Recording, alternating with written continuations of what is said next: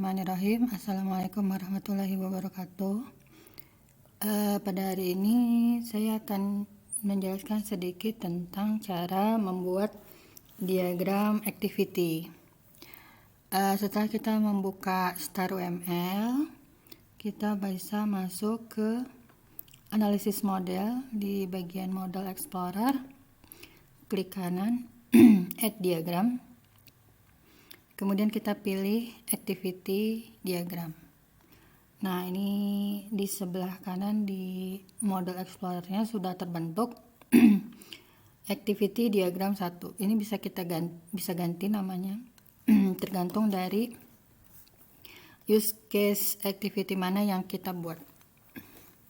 Kemudian di sebelah kiri ini adalah ikon-ikon yang biasa dipakai di diagram activity. Untuk diagram activity ini seperti saya sudah jelaskan sebelumnya, diagram activity ini sebenarnya menggambarkan workflow, jadi aliran kerja atau aktivitas dari sebuah sistem atau proses bisnis atau menu yang ada pada perangkat lunak. Jadi perlu ditekankan bahwa diagram activity ini adalah aktivitas sistem, bukan apa yang dilakukan aktor. Jadi benar-benar aktivitas yang dilakukan oleh sistem.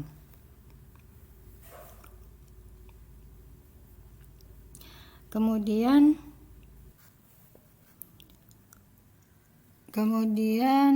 untuk simbol-simbolnya yang biasa kita gunakan adalah status awal, initial state. Ya, ini adalah icon untuk status awal aktivitas sistem. Jadi awal sebuah diagram aktivitas dimulai. Kemudian ini final state, status akhir yang dilakukan oleh sebuah sistem. Kemudian untuk activity sendiri, ini yang ini ya, action state,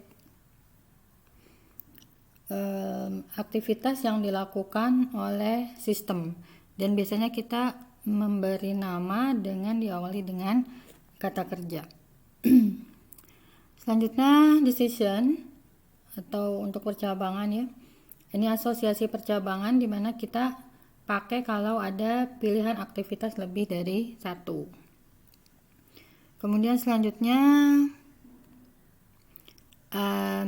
synchronization atau sering dipakai sebagai penggabungan ya. Jadi ini asosiasi penggabungan di mana lebih dari satu aktivitas digabungkan menjadi satu. Kemudian ini adalah swim lane. Swim lane-nya ada dua ya. Ada yang vertikal, bisa juga horizontal. Untuk transisi, ini bisa transisi dari aktivitas satu ke aktivitas lain, sedangkan yang ini adalah self transition. Jadi dari satu aktivitas, kalau dia misalnya balik lagi ke aktivitas tersebut, masih bisa dilakukan. Oke. Untuk contohnya, ini kita pakai contoh sistem informasi perpustakaan ya. Jadi biasanya kita pilih dulu initial state-nya. Kemudian kemarin itu ceritanya ada dua aktor ya, petugas perpustakaan dengan pengunjung. Untuk petugas perpustakaan itu bisa login, sedangkan pengunjung perpustakaan itu tidak bisa login. Kalau kita mau langsung membuat swim lane-nya supaya mudah, kita bisa geser.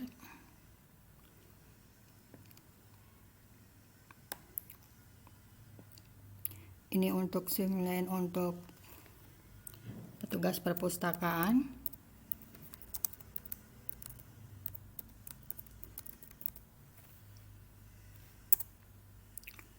Kemudian kita bisa di sampingnya membuat swimlane untuk pengunjung atau anggota perpustakaan ya.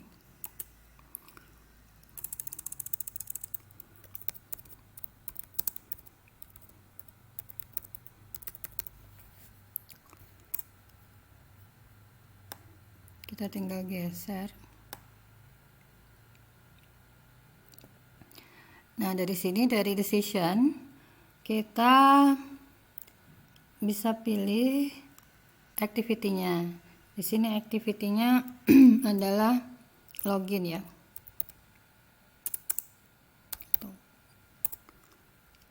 Login. Sedangkan kalau pengunjung hanya bisa mencari pustaka ya.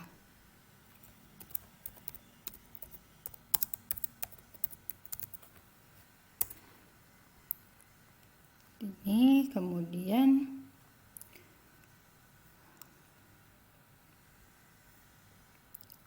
menampilkan menu.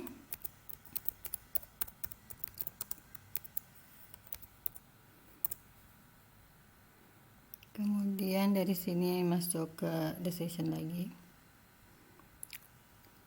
Kita kasih transisi dulu ya.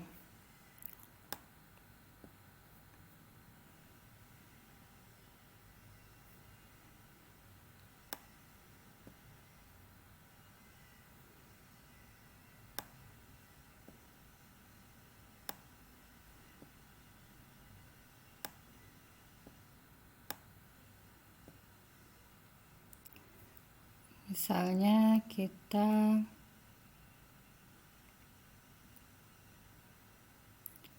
membuat 4 activity.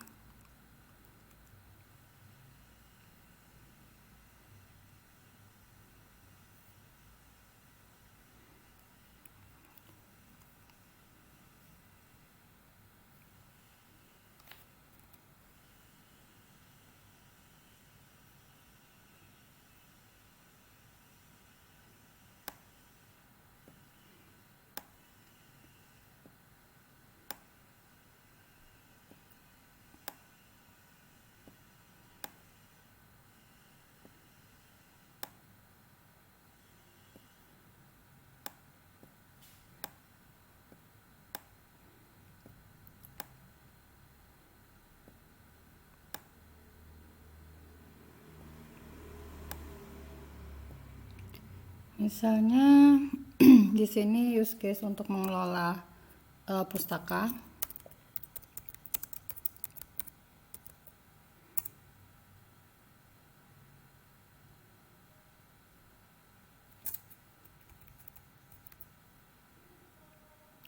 Sini mengelola anggota.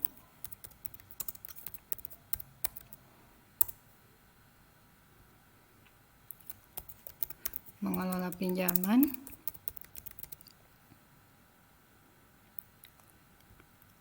Sini mengelola petugas.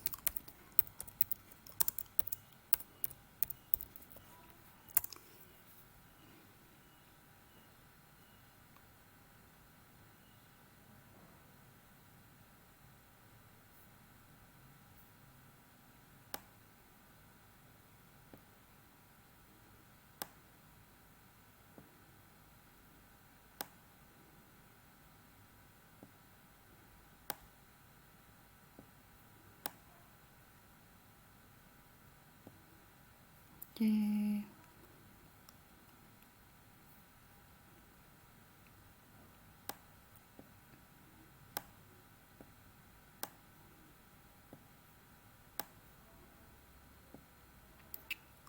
Kemudian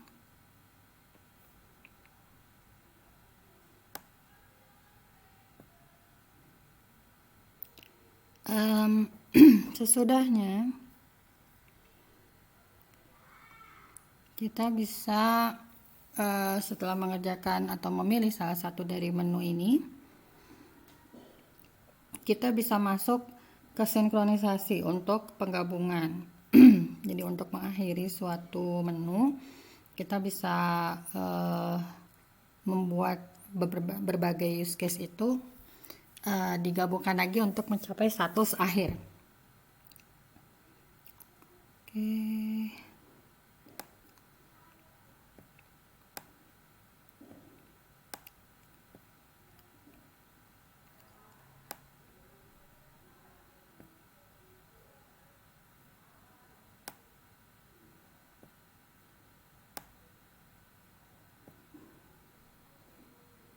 Kemudian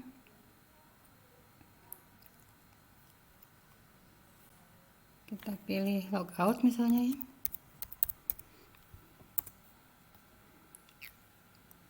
Kemudian transition.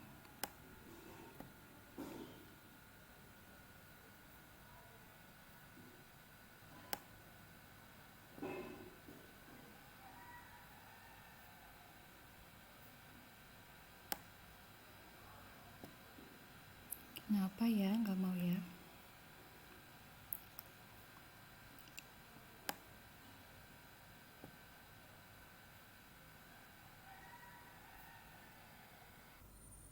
Oke, sudah bisa. Kemudian karena ini ada dua aktor, maka kita akan menggabungkannya juga sebelum mencapai titik final. Misalnya di sini ya. Kemudian ini final state.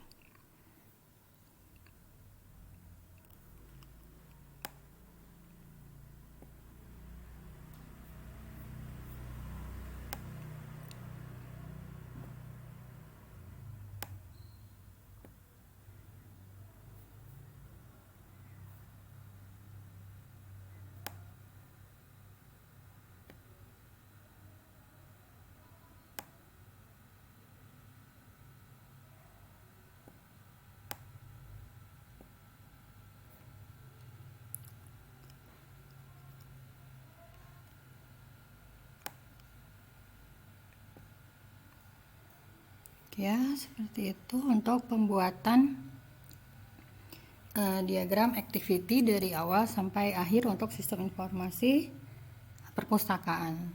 Nah, yang dicontohkan di sini adalah satu diagram activity untuk satu sistem. Tapi yang sebenarnya yang kita ingin buat di dalam tugas kita adalah activity per use case. Jadi dibuat diagram activity untuk setiap use case. Sampai di sini dulu.